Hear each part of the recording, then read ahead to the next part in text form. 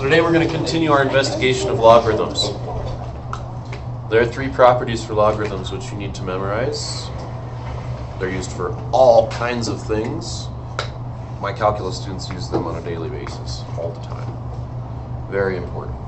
So we're just going to do some real simple computations using the three basic properties of logarithms. And if you know these three, you know logarithms pretty well.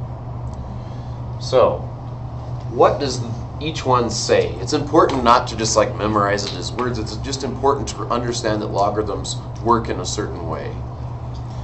The first property says here two really different things, because you can use it in two different ways. It says if you have a logarithm of the same base, and you have two different logarithms with that same base, yeah, like right here. They have the same base, and you add them together, what can you do? Addition can become multiplication in a single logarithm. So you can take two logarithms and smash it together as one logarithm. Plus becomes times. You can also, if circumstances demand it, go the other way, and you can take one logarithm with the product and split it apart, rip it apart into two logarithms, where that product becomes addition. So that shouldn't surprise you if that's true, that you can take two logarithms of the same base that are subtracted and turn them into one logarithm where you have a quotient. And vice versa. Of course, you can take a quotient inside one logarithm and split it up as two logarithms where it becomes subtraction. And the last one's the easiest one to use. But there are definitely ways to misuse these, so I'll be pointing those out like over the course of the next week. So you can't just be like, oh, I just need to memorize in log land, plus becomes times, and minus becomes divide. That's a good rule of thumb, but it's not the entire story. It has to work in a certain way, okay?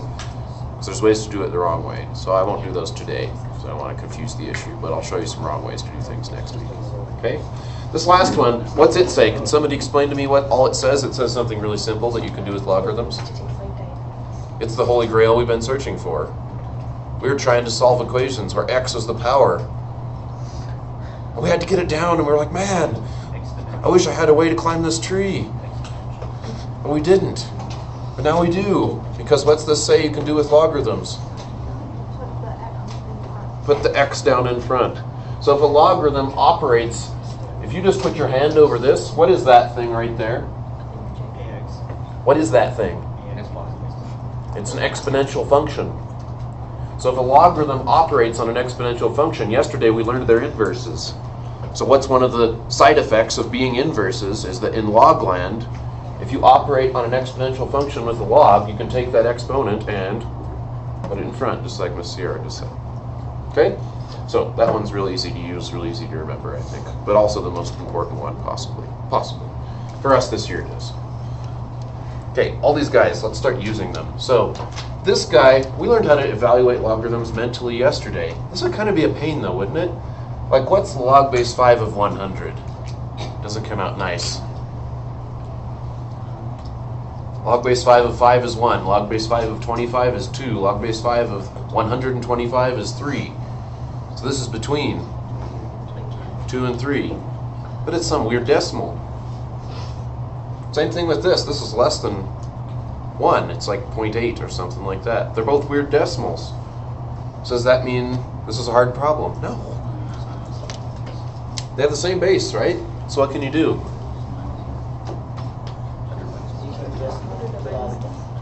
Like I hearing the word divide. You can take those two logs, smash them together into one log with base 5, since they both have base 5, and go the first thing divided by the second thing.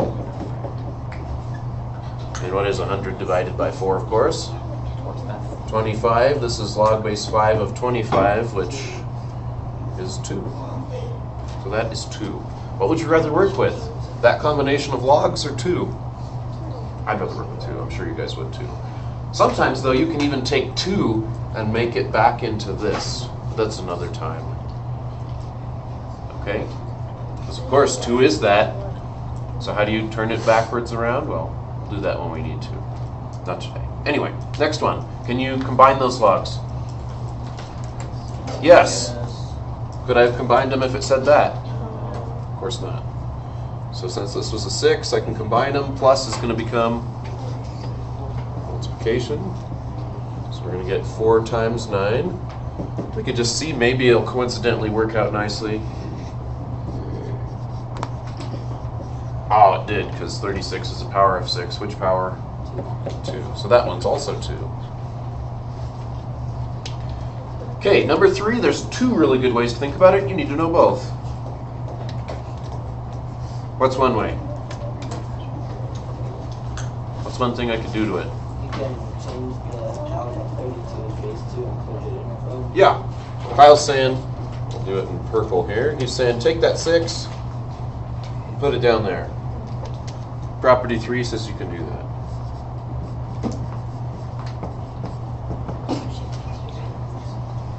Why is that helpful? Because that we can do, I hope. What is that? Count it on your fingers if you don't know it immediately. I'm serious, if you don't know it immediately, you need to count it on your fingers. Give me some fingers.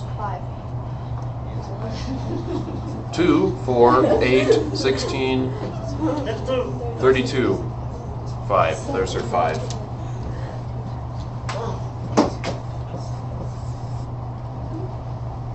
This is why we learn power tables, so we wouldn't have to count on our fingers. But you can still count on your fingers. I do it all the time because I'm like, is it 5 or 6? Okay. So that's one way to do that one. So number 4, can we do number 4 the same way? Sure. You can bring 11 down in front, and it's going to be 11 times 1, which is 11. So the answer is 11. What's another way to see that the answer is 11? There's another way to do 3 or 4, and it has to do with yesterday. We learned yesterday that logarithms, the inverse of exponentials. What's it mean to be an inverse? Well, think about what you know about common inverses so far. You don't know a lot, but you know some. If you have x squared and you square root with the inverse operation, what do you get back? X. If you have 3 and you multiply by its multiplicative inverse, what do you get back? 1. If you have 3 times 7/3, you get the 7. Right? That's inverse type math. Well, this is inverse type math too. We just learned it was yesterday. If you apply the logarithmic function base 3 and it chews on this exponential base function of base 3 as well, what happens?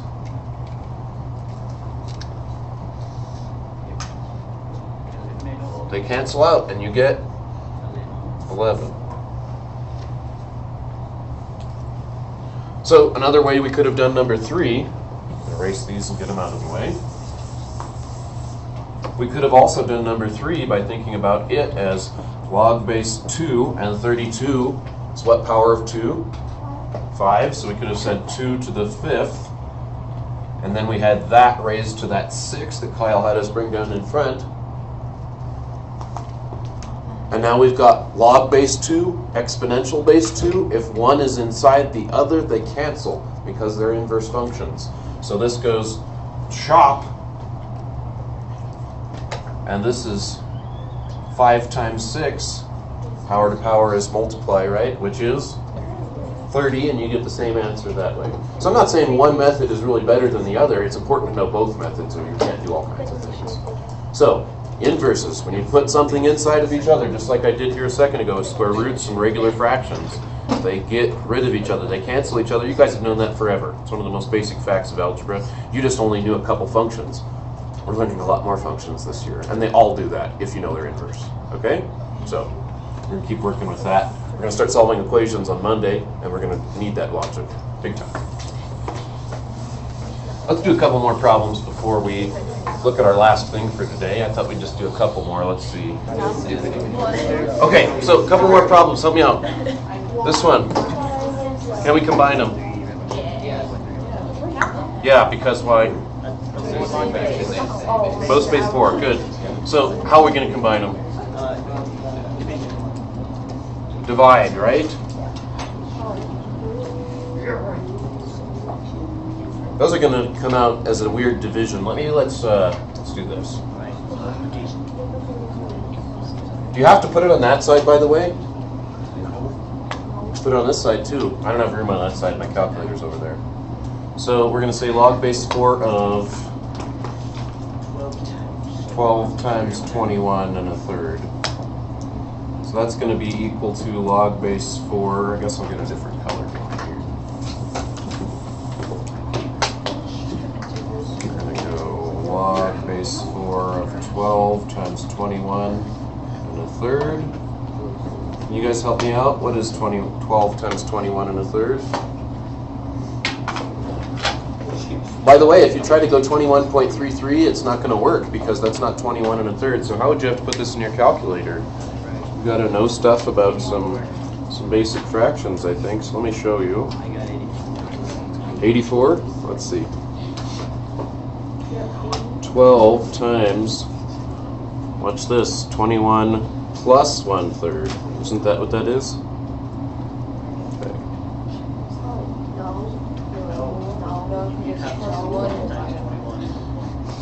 No, I'm right. That's how you'd enter that correctly in your calculator. 21.33, if you try to do that, you're not going to get exactly the right answer. Watch. If you go 12 times 21.33, it's going to be close, but not quite. If you do 12 times 21.33333, the calculator just like says, oh, it's close enough. I'm just going to say it's 256. But how do you really enter a fraction like that? I just showed you. You really got to enter it as 21 plus 1/3, and that's the exact way to do it. Okay, so that might be something you find handy for other things as well. But anyway, the key is, what do we have inside that log? We have 256 inside. So if log base 4, if that machine, log base 4, is chewing on 256, what's it spit out? Power tables. 4, 16, 64. The next one's 256. There you go. So, how about this guy? If we have more than 2, can you still use the property? Sure. It's safest to do them 2 at a time. These are all the same base, though, so really we've got log. And none of these come out nice, right? You might look and see if any of them come out nice first. That's not a power of 5. That's not a power of 5. That's obviously not a power of 5. So I'm going to go like this.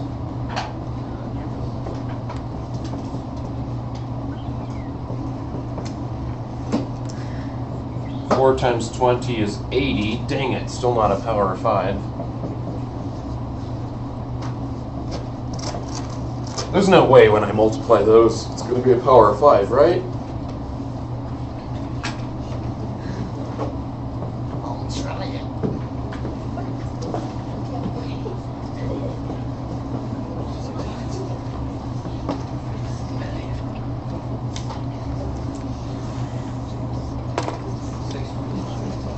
$625. I'm just going to confirm for everybody. Thank you, Kenan. He is correct. Is 625 a power of 5? Yes. Which one? It is the 4th power of 5. So when the log base 5 machine eats that, that's what it spits out. Okay? Let's do a couple more that stretch us a little further. These look pretty simple, right? They are. If you know something, I think I might need to teach you something semi-new though. Okay, log base 25, that machine. If you feed it 5, what do you get out? You can't put it in your calculator to check even until I show you something. So I'll show you something in a second here, yeah? But what do you get out? You don't really need your calculator for this. Let's rewrite it. See if we can come up with an idea. We don't know yet, right? So let's use logs the other way. How can I rewrite this in exponential form?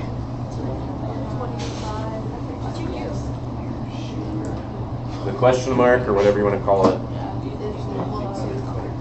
So what do you guys think? Question mark, is it going to be a big thing, a small thing? What's going to go on here?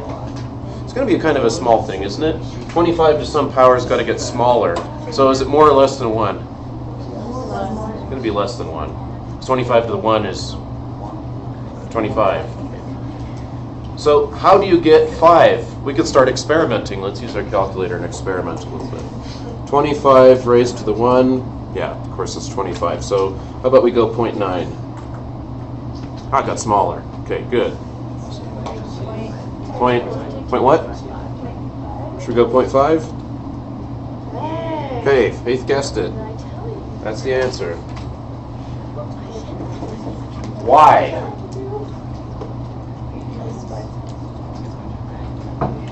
This is something new. 25 to the 1/2 power is 5. Oh, think about this. How does 25 really relate to 5? You know. Cameron, you're up first. 5 squared is 25. What's the inverse that's in there? Instead of writing 1/2 power, Flipping it. You're making it equal to doing it.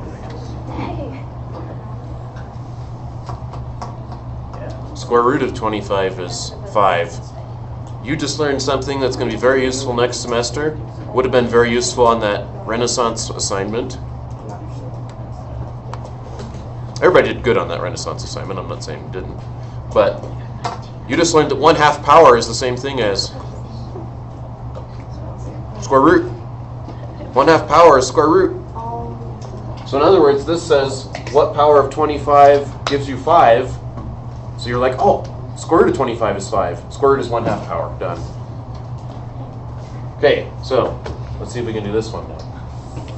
That's important. I definitely get that one in your notes. Square root is 1/2 power. Big time. All right, so this guy, you guys help me out first. What can we do? You can move the 20 down, right? This guy can be pulled down in front. Sweet. And that doesn't even matter if these are the same base or not. It works regardless. You can pull that down, even if it's not the exact right inverse.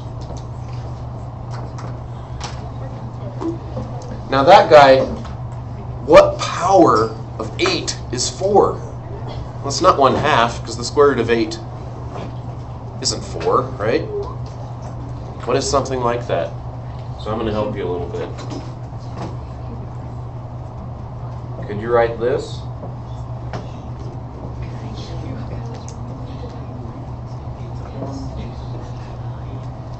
Yeah? What goes in the middle? Plus. Thanks, Josh. Right? Because if the spaces are the same, plus becomes times, and 2 times 2 is 4. So you can also separate logarithms. Now, why would I want to separate this logarithm this way, Kyle? Because 8 is, 2 is the cube root of 8. 2 is the cube root of 8. So log base 8 of 2, if square root was 1/2 power, cube root is 1/3 power. And this one's the exact same thing. So that is 20 times 2/3, which is 40 thirds. That's the answer to that problem. So, just to reiterate, if you're watching the video especially, really important concept to get here. We're introducing it for the first time. The square root power is the same thing, the 1/2 power is the same thing as the square root. The 1/3 power is the same thing as the cube root. That works for all powers and all roots. We'll go over that more in another time. Okay, let's look at one more thing. It sure would be nice to be able to enter any of these in our calculator and check them. Yeah, you need to be able to do them without your calculator, like, duh, if you haven't figured that out by now. But it sure would be nice to be able to have an alternative method to do some other bases in our calculator for a variety of reasons. So the change of base formula lets you do that. It's real easy to remember. I don't think a lot of memorization goes into it. You just got to think logically. So it says, if you have logarithm base anything of x, and you want to change it into something convenient, for instance, something you can stick in your calculator. But you can change it one base into any other base you want. How do you do that? So smiley face is the base I want. You guys feel me? It could be anything I want. It's basically just like dividing out the inconvenient base. We don't want base B, we want base smiley face here. So all I do is do a ratio of logs. The B goes on the inside of the bottom one. The argument, the input of the function, goes on the inside of the top one. And that'll change it into what base you want. So for instance, a second ago, we just figured out log base 8 of 4. What was the answer? 2/3. The answer was 2/3, yes? So we split it up and we thought about it. So the answer is 2/3. So if our calculator can do this, we should get 0.6666, right? So how do we put it in our calculator? Well, what's the calculator base that you guys know? 10. So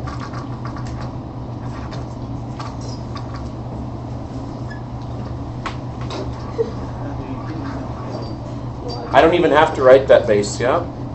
Jessica, you need to do up here. It's too loud. Okay, so base 10. I don't even have to write it. So I could just go log of what over what? I'm trying to get rid of that base 8.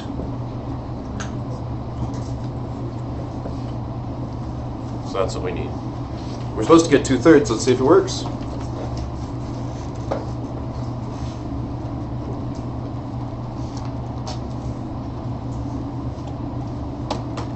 Yep. Okay, so can you guys do log base 32 of 10? Now think about it. Think about what your answer is supposed to be first. 32 to the what power is going to be 10? The power's got to be like less than 1, exactly. So you should get something less than 1. But there's no 32 button on your calculator. Unless... So, how would I enter that? Well, remember, we can change this into any base we want. We like base 10 though, because our calculator likes it. 32 goes here, 10 goes here. Oh, and that top one, I don't even need my calculator on that top one. What's the top? 1, because 10 to the 1 power is 10. On the bottom, I do need my calculator for that. It's going to be like 2 something. So it's going to be like 2 point... In fact, I'll just do it the long way here. It's going to be the log base of 32 is going to... 32. Okay, there we go. Oh, I was wrong. Between 10 and 100, that's power of 1. Power of 2, it's 1.505. So this guy comes out to...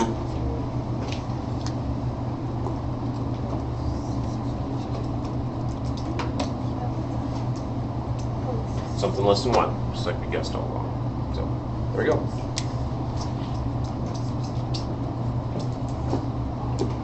So there you go. We've learned all the log properties there are pretty much. There's like 4. Plus becomes product. Minus becomes quotient. Powers come down. Bases can be changed. I'll see you next time.